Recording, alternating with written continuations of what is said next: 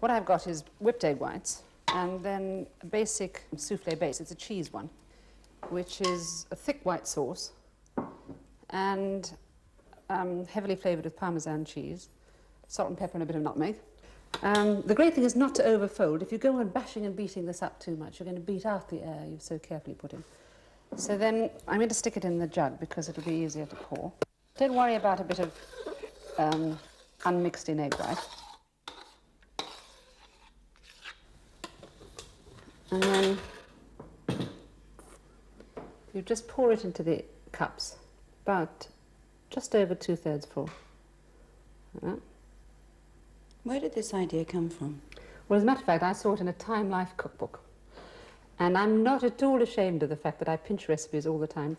And you were reviewing this book and you saw That's it. right, and I thought that's a great idea. In fact, it turns out to be a terribly common idea. It's called Swiss soufflé, or soufflé Suissesse, or sometimes it's called twice-baked soufflé, or we call it egg mousse in cream, because it's rather more moussey than a soufflé.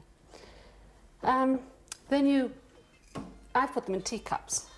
In our restaurant, we have posh little moulds, real ones, but at home I usually just use teacups.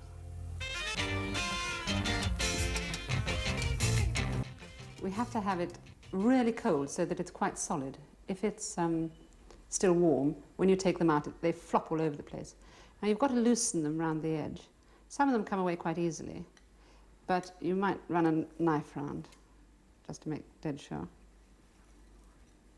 And then just give them a great bang out on your hand. Give it a shake. And they come out like that, you see. Put a little bit of salt on. Bit of pepper.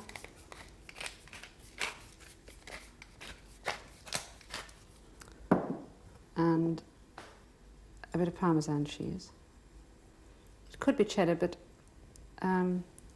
it should be very finely grated, otherwise you get sort of big greasy patches on it.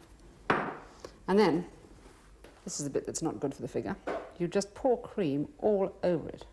Isn't it wicked? And then you bake it. Twice-baked souffle is a favourite in the restaurant, surviving the seasonal menu changes and the regular tastings Prue has with her head chef, Max Makarian.